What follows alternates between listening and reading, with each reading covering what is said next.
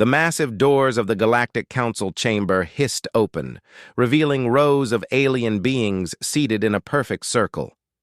At the center of it all sat the most powerful creatures in the galaxy.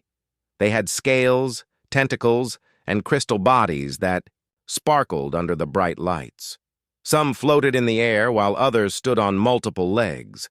All of them looked down at the small section where humans sat. Hyunwoo adjusted his simple black suit and walked to the speaking platform. His footsteps echoed in the enormous room. Around him, hundreds of alien eyes watched with barely hidden boredom. The human ambassador had requested this meeting 3 months ago. Most council members had forgotten about it until this morning. Honored. "Council," Hyunwoo began, his voice steady despite the hostile atmosphere. "I come before you today to discuss humanity's role in our galactic community." A low rumble of what might have been laughter came from the Valkyrian section. Councillor Vexithara's purple skin rippled as she spoke without standing. "Ambassador, your people have been part of our civilization for 50 years. Your role is quite clear. You provide manual labor and basic services. What more needs discussion?" Hyunwoo had heard these words many times before. Every human in galactic space had heard them. But today felt different. Today felt final. "With respect, Counselor, humans contribute far more than manual labor. Our scientists, engineers, and diplomats work alongside your people every day. We've helped solve problems, prevent conflicts, and develop new technologies." The Zephyrian Counselor Quindal's bird-like head tilted to one side. His golden feathers caught the light as he spoke in a voice like wind chimes. "Examples, please. What specific contributions can you claim?" Hyunwoo pulled out a data tablet. He had spent weeks preparing this presentation. "The quantum harmonic stabilizers that keep our faster-than-light communication network running were designed by Dr. Ji-Hai Park.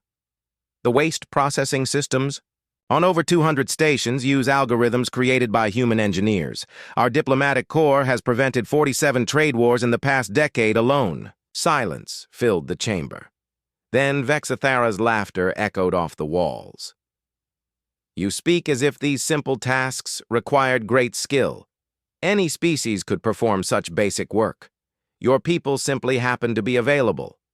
Meanwhile, 3 levels. Below the council chamber, Taemin crawled through a maintenance tunnel barely wide enough for his shoulders. Sweat dripped from his forehead as he worked on the station's primary power coupling. The alien engineers had tried to fix this same problem for 2 weeks. They had complex theories and expensive equipment, but they couldn't make it work. Taemin smiled as he adjusted a single wire by a few millimeters. The power flow immediately stabilized. It wasn't about complex theories. It was about feeling how the system wanted to work and helping it along. The aliens always made things too complicated. He heard voices approaching through the tunnel. 2 crystalline engineers were discussing something in their musical language. Taemin understood enough to know they were talking about him. The human. "Fixed it again," one said. "How does he do it so quickly?" "It doesn't matter," the other replied. "The work order will list us as the primary engineers. Humans don't get credit for technical work. They're just tools." Taemin stopped moving. He had heard similar conversations before, but something about today made it feel different, more final. He quietly activated his personal communicator and sent a short message to every human on the station. "Document everything. Today. Back." In the council chamber, Hyunwoo continued his presentation. He showed holographic displays of human innovations, diplomatic successes, and technological breakthroughs. Each example was met with dismissive comments or claims that the work was actually done by alien supervisors. "The peace treaty between the Mollusk Confederation and the Insectoid Collective," Hyunwoo said, showing footage of the signing ceremony. Human mediator Song In-soo found the compromise that saved both species from war. Counselor Quindal's feathers ruffled with annoyance. The Zephyrian diplomatic team supervised that negotiation. Your In-soo merely carried messages between the real negotiators. In her laboratory on the station's research level, Ji-hai heard the council session through her communicator. She continued working on her latest project while listening to the familiar pattern of dismissal and contempt. Her fingers moved across holographic controls, adjusting quantum frequencies with an intuition that amazed alien scientists. 3 reptilian. Researchers watched from across the room. They had been trying to understand her work for months. Their leader, Dr. Morketh, spoke in their hissing language. "Her methods make no sense according to quantum theory," he said. "Yet her results are always perfect. How does she know which adjustments to make?" "It doesn't matter," replied another. "The research reports will list our team as the primary investigators. Humans aren't capable of true scientific work. They just follow our instructions."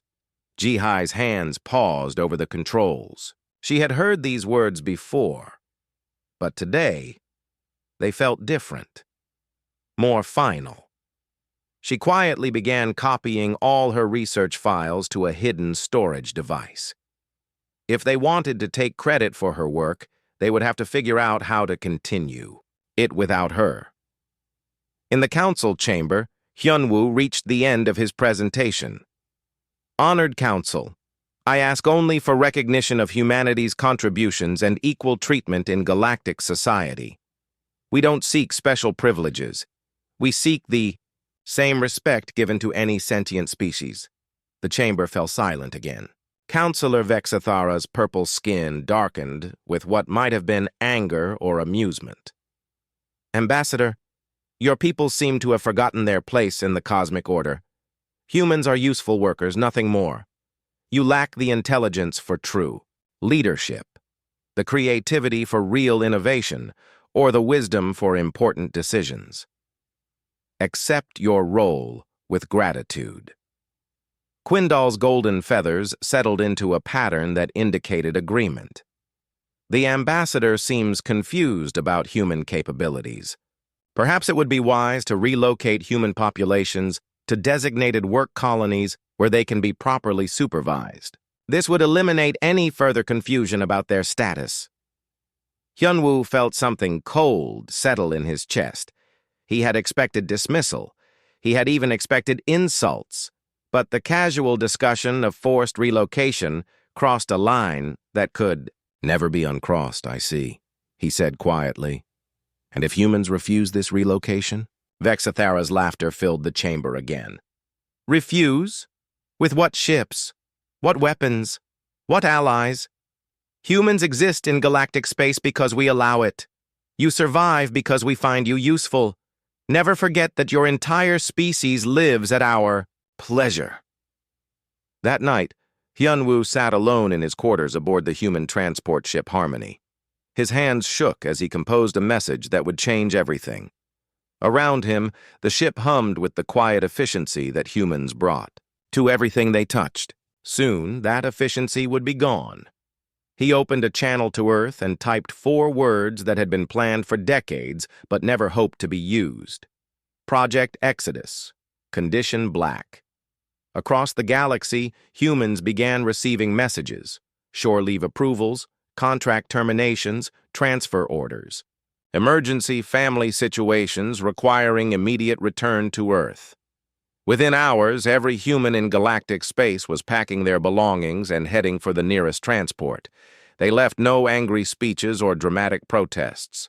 They simply vanished into the dark between stars, taking with them something the galaxy would not understand until it was far too late. 3 weeks had passed since every human in galactic space simply disappeared. Most alien species barely noticed at first. After all, humans were just workers, weren't they?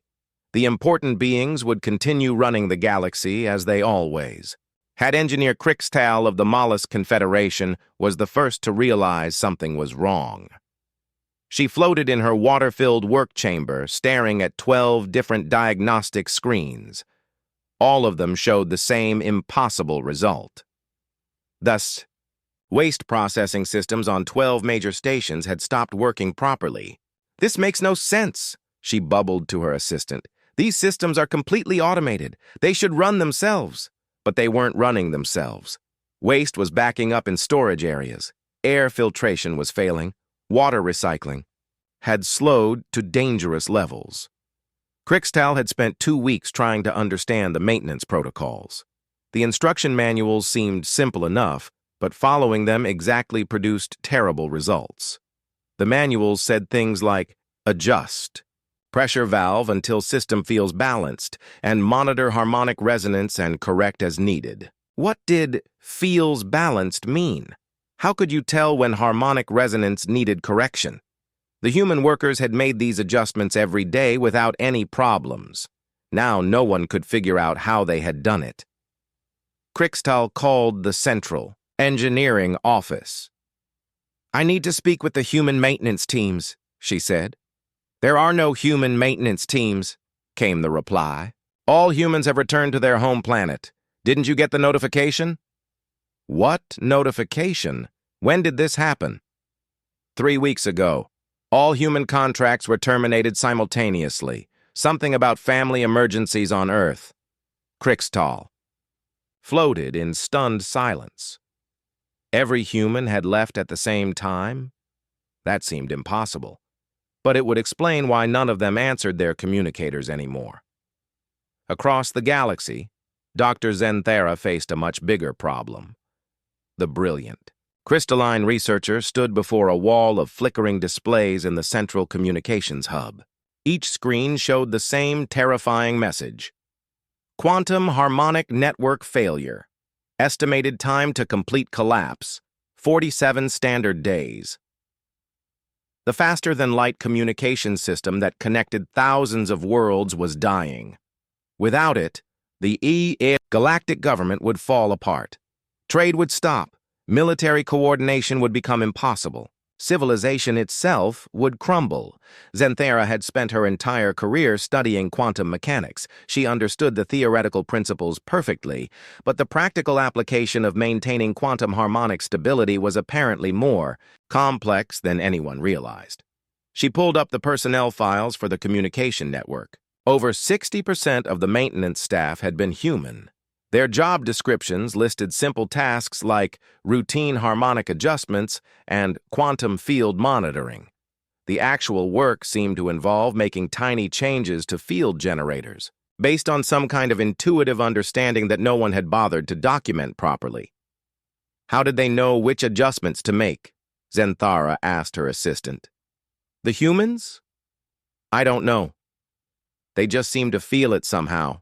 They would look at the readings and immediately know what needed to be changed. Zenthara had tried to replicate their methods. She had the best equipment in the galaxy and centuries of scientific training, but every adjustment she made seemed to make things worse. The quantum fields required a delicate touch that she couldn't master. She sent urgent messages to research stations across the galaxy asking for help. The responses were all the same.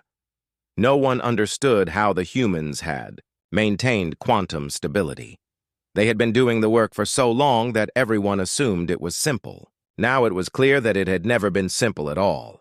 Captain Vorgash of the Reptilian Defense Fleet discovered his own crisis when supply ships began arriving at the wrong destinations.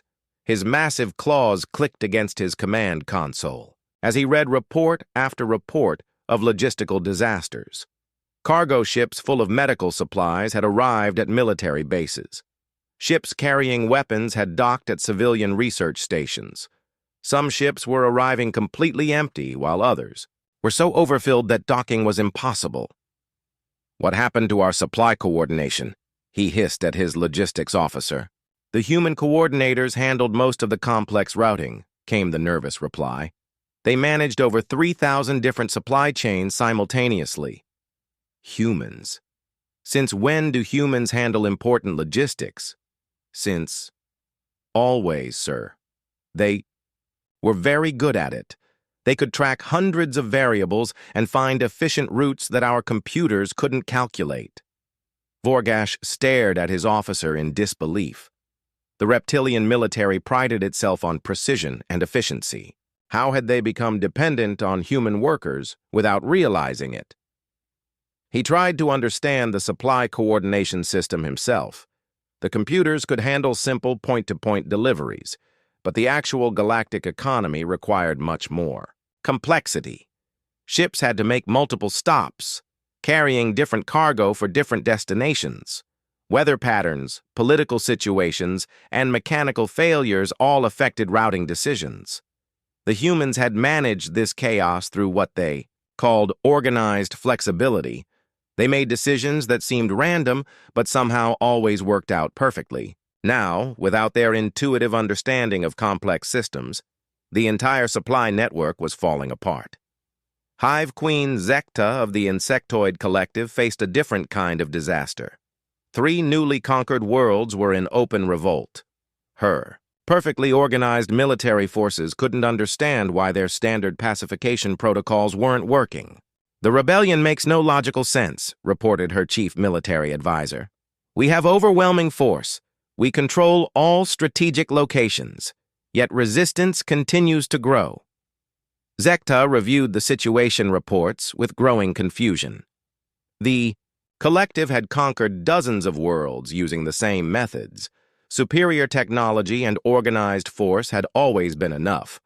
What was different about these 3 worlds?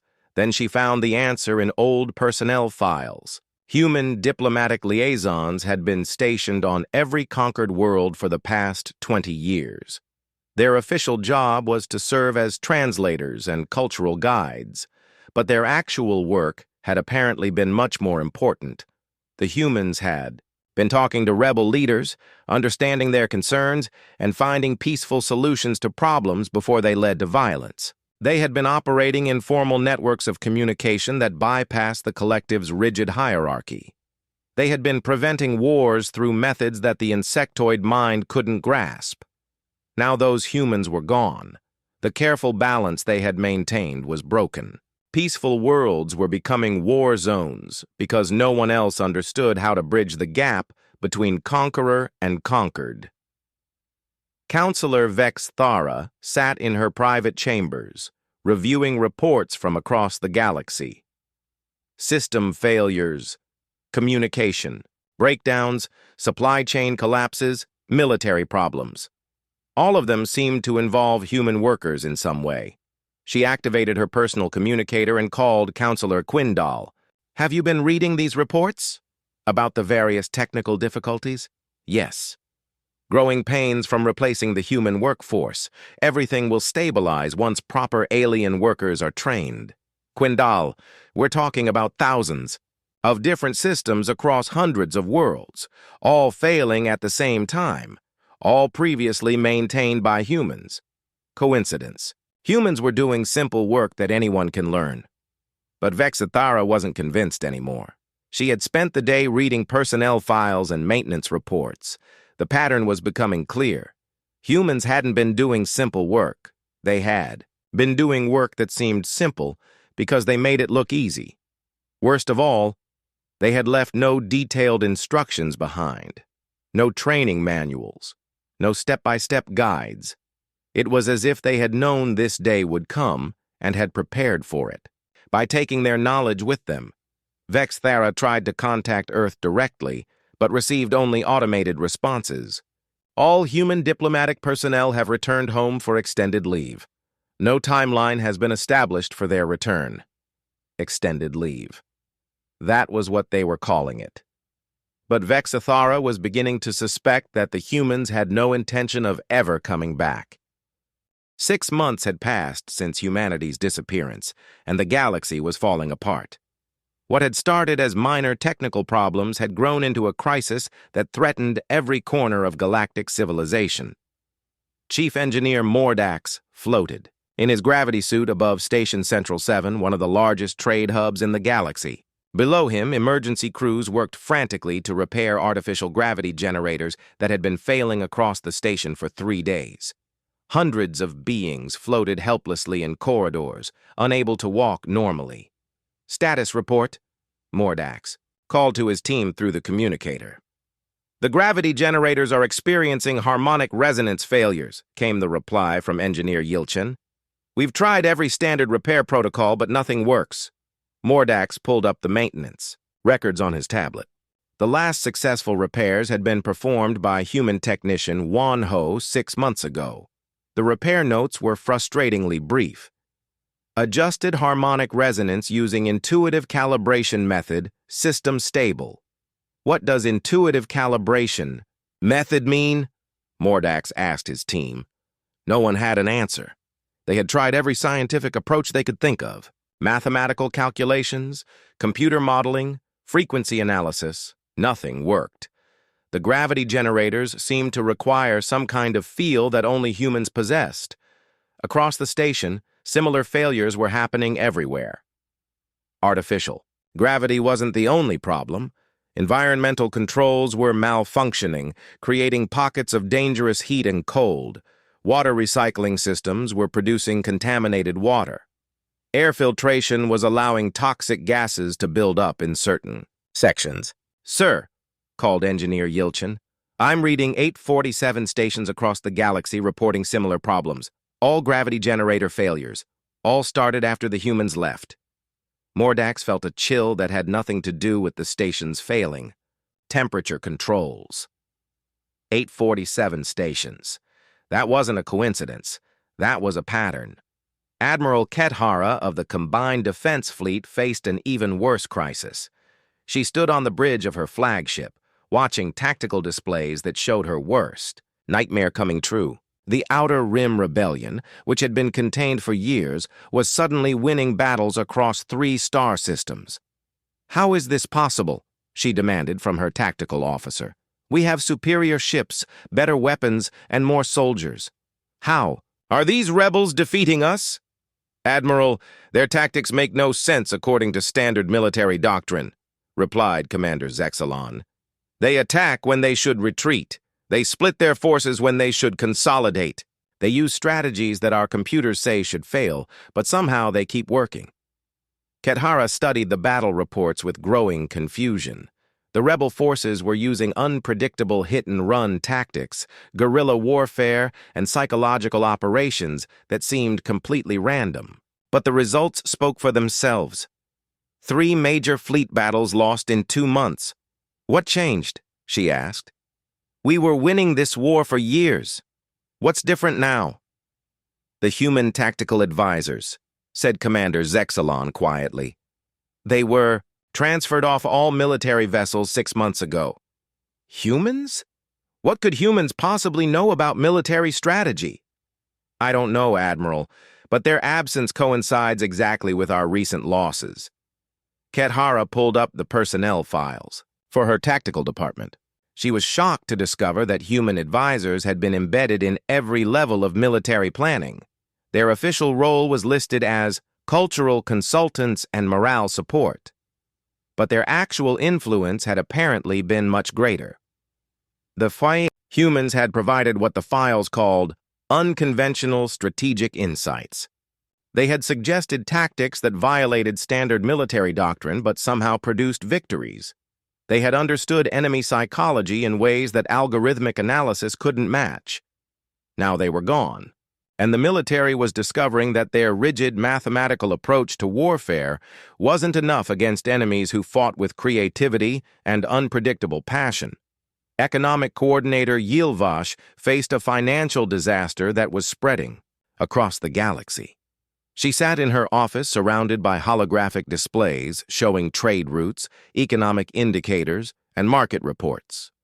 All of them painted the same picture: complete economic collapse. The Mollusk Confederation has declared a trade embargo against the crystalline hegemony, reported her assistant. The Zephyrian Republic refuses to honor their shipping contracts with the Insectoid Collective. The Reptilian Defense Fleet is threatening military action over unpaid debts. Yilvash rubbed her temples with her 4 hands. These are all minor disputes. Why can't we resolve them through normal diplomatic channels? The normal diplomatic channels depended heavily on human intermediaries, her assistant replied nervously. They served as neutral parties in trade negotiations. Humans? Since when do humans handle important economic negotiations? Since always, Coordinator. They were very good at finding compromise solutions that satisfied all parties. They understood the cultural and emotional factors that influence economic decisions. Yilvash accessed the trade negotiation records. she was stunned to discover that humans had been involved in virtually every major economic agreement in the galaxy. They hadn't been the primary negotiators, but they had been the ones who found creative solutions when talks reached deadlock. The humans had understood something that other species missed. Economics wasn't just about numbers and logic. It was about relationships, trust, and emotional satisfaction. They had known how to make all parties feel like winners, even in deals where someone had to make sacrifices. Without their mediation skills, minor disagreements were escalating into major conflicts. Trade partners who had worked together for decades were now treating each other as enemies. The most shocking discovery came from Dr. Lenthara, the galaxy's chief technology archivist. She had spent months analyzing the galactic database of scientific and technological innovations, trying to understand why new developments had slowed to almost nothing since the humans left. What she found changed everything. "Impossible," she whispered as she stared at her computer screen. The analysis was clear, but she couldn't believe the results. She ran the program again, checking for errors. The results were the same. Over 60% of the galaxy's most important technological innovations had originated from human research. Not alien research supervised by humans. Not human work that was improved by alien scientists. Pure human innovation that had been appropriated, modified, and credited to other species. Dr. Lenthara pulled up specific examples. The quantum harmonic. Stabilizers that kept the communication network running. Invented by human scientist G. Hai, credited to a crystalline research team. The artificial gravity generators failing across the galaxy, developed by human physicist Dong Su, patents held by a reptilian corporation. The faster-than-light engines that powered every ship, breakthrough achieved by human theoretical physicist Min A, officially discovered by a Zephyrian academy. The pattern was everywhere. Humans would make a discovery or solve a problem. Alien supervisors would claim credit for the work. The humans would be reassigned to simpler tasks, while their innovations became the foundation of galactic technology. They were never just workers, Dr. Lenthara said to her empty laboratory. They were the primary source of innovation in our entire civilization. Counselor Quindal called an emergency session of the Galactic Council. Representatives from hundreds of species gathered in the Great Chamber, all facing the same crisis. Their civilization was collapsing, and they were beginning to understand why. "The situation is clear," Quindal announced, his golden feathers dim with worry.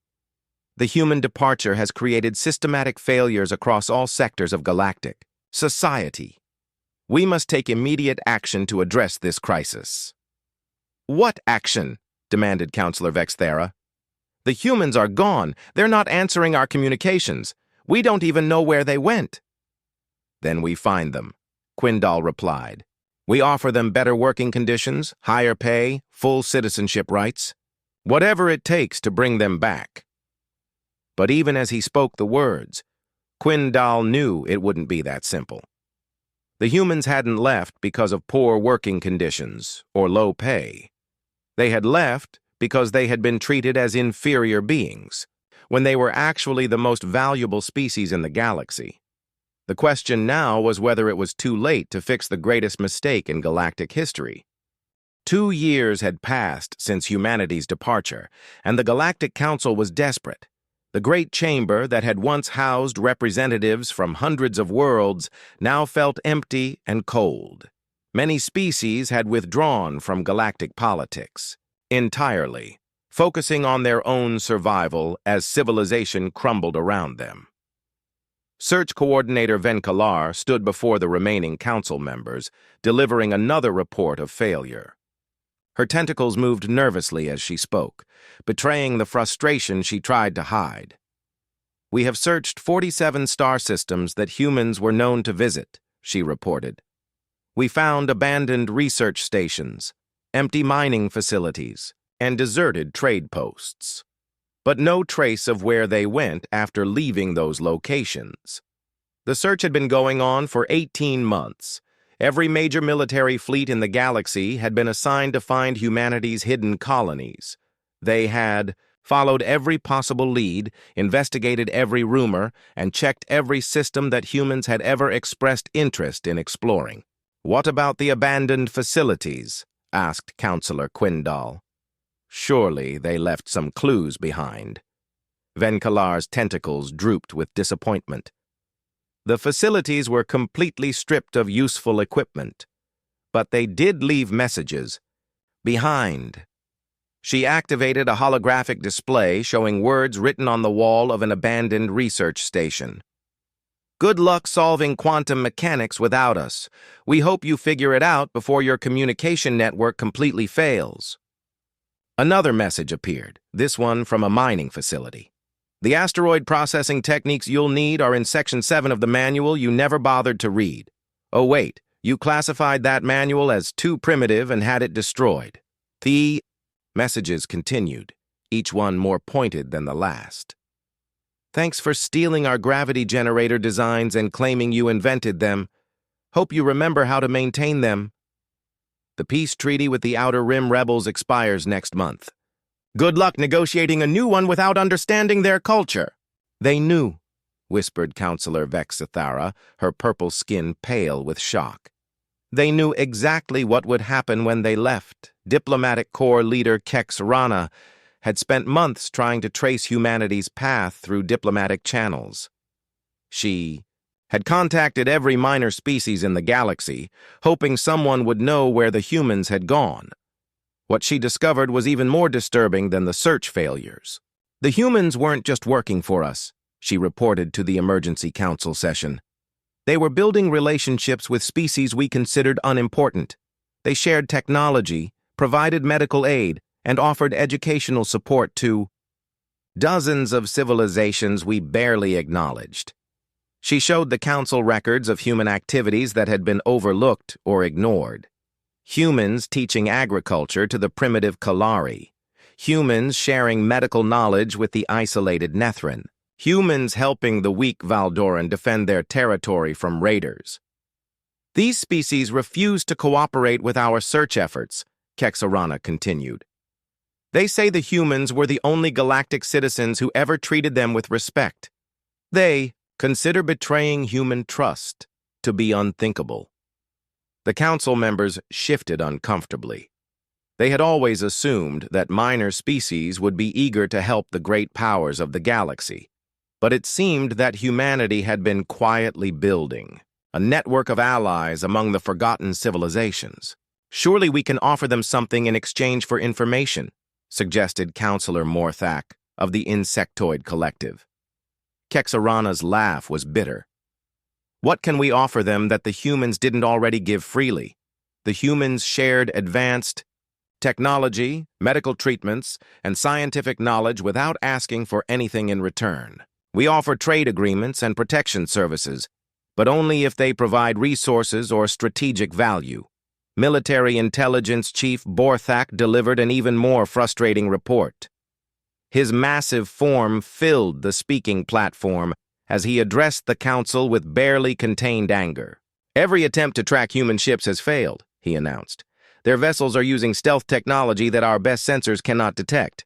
We have deployed patrol fleets throughout the galaxy, but it's as if the humans simply vanished into empty space. The military had tried everything: long-range scanners, gravitational detection systems, quantum signature tracking. Nothing worked. Human ships seemed to be invisible to every detection method the galaxy possessed."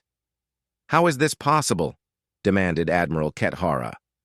"Human technology was supposed to be primitive compared to ours." Borthak's mandibles clicked with frustration. "We assumed their technology was primitive because we never bothered to study it properly.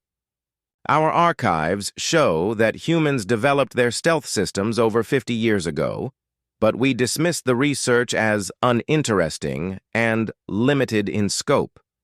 The truth was becoming clear.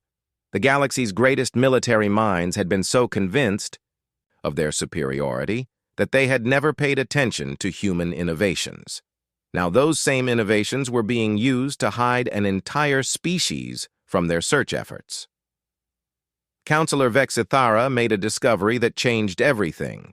She had been investigating the Council's own records, trying to understand how humanity's departure had been planned so perfectly.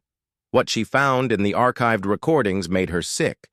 "We did this to ourselves," she announced to the Council, activating a holographic display. "I've been reviewing our private conversations from the past 50 years. The discrimination against humans wasn't accidental. It was systematic and deliberate." The recordings played for the shocked Council. Conversations about keeping humans in appropriate roles. Discussions about the danger of letting humans advance too quickly. Debates about whether humans should be allowed to hold important positions. "We were afraid of them," Vexithara continued, her voice hollow with realization. "We saw their potential and decided it was a threat. So we kept them in menial jobs, stole their innovations, and convinced ourselves they were inferior." The evidence was overwhelming. Species after species had expressed concern about human creativity, adaptability, and problem-solving abilities. Rather than embrace these qualities, the galactic community had chosen to suppress them. "They knew," Counselor Quindal said quietly. "They knew we were holding them back on purpose." Cultural anthropologist Kyle Seen had spent 2 years studying what the galaxy had lost. Her research painted a devastating picture of the role humans had played in galactic civilization. "Humans were our cultural glue," she reported to the Council. "They facilitated communication between species that otherwise couldn't cooperate. They translated not just languages but concepts, emotions, and values." She showed examples from across the galaxy. Trade negotiations that had succeeded because humans understood both parties' cultural values. Scientific collaborations that had worked because humans could bridge different ways of thinking. Military alliances that had held together because humans could help species trust each other. "Without them, we're falling apart along species lines," Kyle Zine continued. "The crystalline hegemony won't work with the Mollusk Confederation because they can't understand each other's motivations. The Zephyrian Republic considers the insectoid collective to be incomprehensible. Every species is retreating into isolation. Humans had been the one species that could understand and communicate with everyone else. They had served as translators, mediators, and bridges between radically different forms of consciousness. Now that they were gone, the galaxy was discovering that most species couldn't really work together at all. Emergency Session Leader Morvac called for the most important vote in galactic history. The remaining council members gathered in the Great Chamber, facing the reality of their situation. "I propose that humanity be officially declared a critical galactic resource," Morvac announced. "We offer them full citizenship rights, territorial autonomy, reparations for past injustices, and equal representation in this council." The vote was unanimous. Every species agreed to terms that would have been unthinkable just 2 years earlier. But as they cast their votes, each council member knew the terrible truth. There was no one left to receive their offer. The humans were gone, hidden somewhere. Beyond the reach of galactic civilization, they had offered equality to a species that no longer wanted anything to do with them. They had recognized the value of beings they had already lost forever. The Great Chamber fell silent as the council members contemplated the magnitude of their mistake. They had been so convinced of their own superiority that they had driven away the most valuable species in the galaxy. Now they could only wait and hope that somewhere in the darkness between stars, humanity might someday consider forgiving them. But deep down, they all knew the truth. The humans were never coming back. 5 years had passed since humanity's silent departure, and the galaxy had become a different place entirely. The great age of cooperation and expansion was over. In its place was a collection of isolated species, each struggling to survive, in a universe that no longer made sense. Historical researcher Yexandra walked through the empty corridors of what had once been the galaxy's greatest library. Most of the alien staff had returned to their home worlds. The few who remained worked quietly, documenting the collapse of the civilization they had once been so proud of. The golden age of galactic culture is officially over, she dictated, to her recording device. Art production has decreased by 70%. Scientific publications are down 80%. Cultural exchange programs have been completely abandoned. She paused at a display case that had once showcased the greatest artistic collaborations in galactic history. Most of them had involved human artists working with alien creators. The humans had brought something unique to every collaboration, a sense of emotion and meaning that other species struggled to understand or replicate. Now, art had become sterile and repetitive. Each species created only for their own kind, using formulas and patterns that had worked before. There was no innovation, no cross-cultural inspiration, no sense of wonder or discovery. We didn't just lose workers, Yexandra continued her recording. We lost our soul. Station Commander Jericala managed one of the last functioning major installations in the galaxy. Central Hub Station had once housed 50,000 beings from dozens of species. Now it barely maintained a population of 8,000, mostly from species that had nowhere else to go. He walked through the maintenance levels every day, trying to keep the station running using techniques he had learned from watching human workers. It was exhausting work that required constant attention to details that seemed unimportant, but somehow mattered greatly. Personal log, day 1847. He spoke to his recorder while adjusting a water recycling system. The humans called this making do with what you have. I'm starting to understand what they meant. The human workers had possessed an almost magical ability to keep complex systems running with limited resources. They would use spare parts in creative ways, find unexpected solutions to problems, and somehow make everything work together even when it shouldn't have been possible. Jericala had spent years trying to learn their methods. He was better at it now than most aliens, but he knew he was a poor substitute for the real thing. Every day was a struggle to maintain systems that had once run smoothly under human care. I miss them, he admitted to his recorder. I never thought I would say that about any species, but I miss the humans. They made everything seem possible. New Council leader Pex Nara received a report that changed her understanding of the galaxy forever. A deep space exploration team had made contact with a previously unknown species at the galaxy's edge. The newcomers were technologically advanced but surprisingly friendly and cooperative. They want to establish trade relations and cultural exchange, reported the exploration team leader. They're offering to share medical technology and agricultural techniques. They seem genuinely interested in peaceful cooperation. Pex Nara was suspicious. In her experience, advanced species were usually arrogant and demanding. What do they want in return? That's the strange part. They don't want anything specific. They say they learned about galactic politics and diplomacy from refugees who taught them the importance of cooperation and mutual respect. Refugees? What refugees? They wouldn't say exactly, but they mentioned learning from beings who valued kindness and understanding above power and profit. They described teachers who showed them how to build societies based on dignity and equality. Pex Nara felt a chill of recognition. She had heard those values described before, in the old recordings of human ambassadors making speeches that no one had bothered to listen to. Ask them about these teachers, she ordered. I want to know everything. The report came back 3 days later.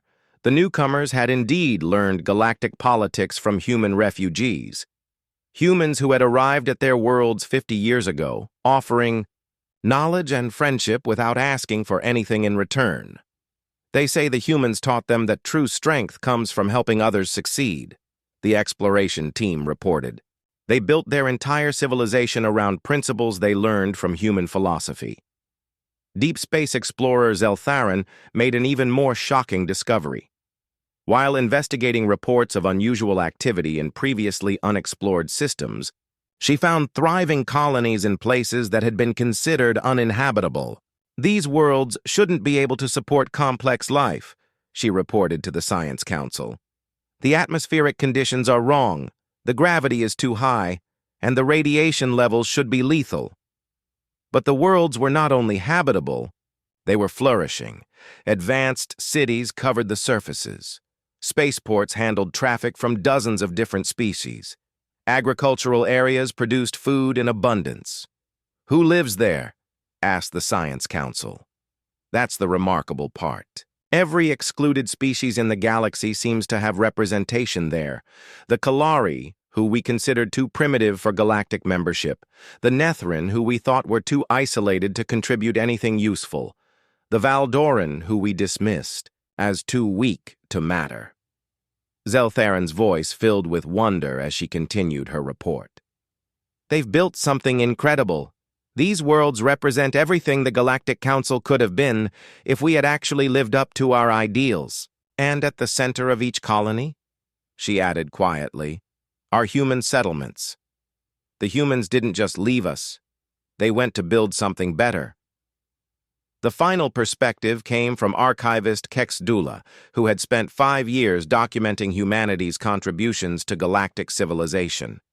Her archive had become a memorial to everything the galaxy had lost. "The humans gave us more than we ever realized," she spoke to her empty archive chamber. "Their music somehow appealed to every species, creating the only truly universal art form we ever had. Their stories taught empathy across biological boundaries, helping us understand each other in ways we never had before." She pulled up recordings of human performances that had once filled great halls with beings from dozens of worlds.